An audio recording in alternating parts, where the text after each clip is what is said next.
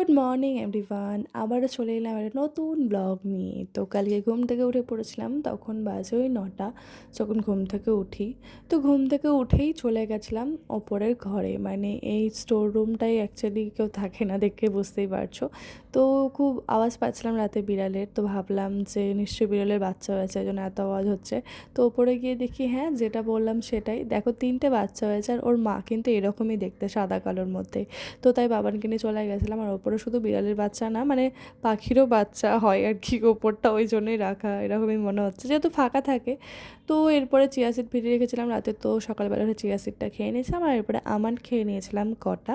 আর এরপরে মা বাবানকে রেডি করে দিচ্ছিলো, যেহেতু বাবান স্কুলে যাবে, দেখতেই পাচ্ছ। আর আমি বাবানের জন্য ম্যাগি করছিলাম, বাবানকে টিফিন দেবো বলে। তো এখানে দেখতে পাচ্ছ ম্যাগিটা করে নিলাম। ম্যাগি করতে তো বেশিক্ষণ লাগে না, 2 মিনিট লেখা 2 মিনিটই লাগে, যাই হোক। তো দেখতে পাচ্ছ বাবানের আমি এখানে টিফিনটা রেডি করে দিই। আর এরপরে এই যে বাবানের ব্যাগটা দেখো এত সুন্দর হয়েছে, স্পাইডারম্যান ব্যাগটা খুবই সুন্দর হয়েছে, সেটাই বলছিলাম বাবানকে। তো এরপরে বাবান চলে যায় স্কুলে, ওর আঙ্কেল ওকে নিতে চলে এসেছিলো। তো এরপরে একটু পরোটা আর তার সাথে আলুর তরকারি খেয়ে নিয়েছিলাম, আর তারপরে সেমাইয়ের পায়েসটাও খেয়ে নিয়েছিলাম।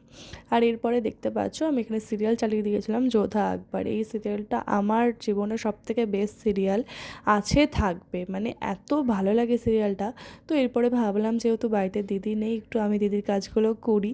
তাই আমার ইচ্ছে হলো যে একটু ঘর মুছতে। আর দেখো আমি তো ঘর মুছি না, মানে আমি কোনো কাজই করি না। তো ভাবলাম যে ঘরটা মুছলে এক্সারসাইজও হয়ে যাবে, প্লাস হচ্ছে যে ঘরটাও মোছা হয়ে যাবে।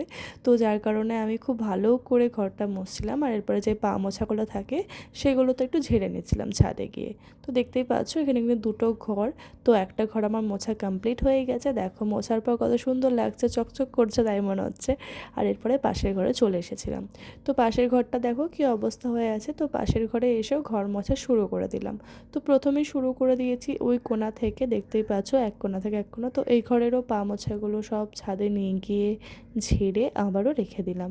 আর এরপরে ফ্রিজের কাজটাতেও মোছা হয় না খুব একটা চট করে, তো ওই কারণে আমি ফ্রিজের কোণায় ঢুকে গিয়ে ঘরটা মুছছিলাম আর কি।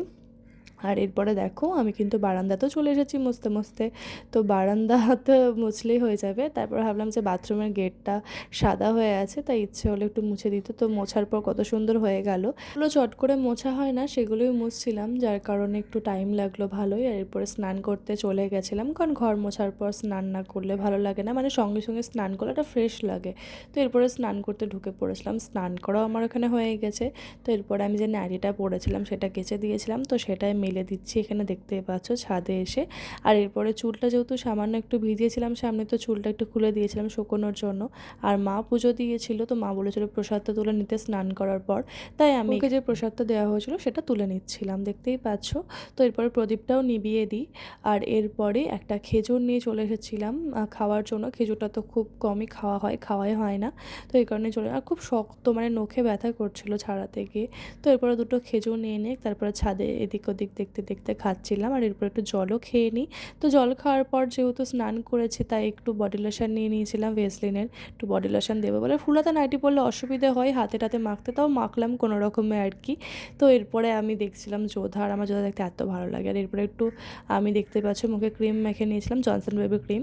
আর এই যে যোধার এই সিনটা, মানে প্রত্যেকটা সিনই দারুণ, কিন্তু প্রথমের সিনগুলো বেশি সুন্দর। তো যাই হোক, এরপরে দুপুরে খাওয়া দাওয়া করে নিয়েছিলাম। দুপুরে হয়েছিল ডিমটা ভেজে ঝোল, আর তার সাথে হয়েছিল শাক। খাওয়া দাওয়া করার পর দেখলাম দিদিরা এনেছিল চিকেন চপ, তাই সেটা খেয়ে নিয়েছিলাম। আর এরপরে যেহেতু দু রকমের পায়েস হয়েছিল, একটা মোটা আর একটা পাতলা। ফার্স্ট করার সময় যেহেতু মোটা সামাই পায়েসটা খেয়েছিলাম, তাই সন্ধ্যেবেলায় পাতলা সামাই পায়েসটা খেলাম। তো এই ছিল ভিডিওটা কেমন লাগলো কমেন্টে অবশ্যই জানিয়ে। Tata, bye bye.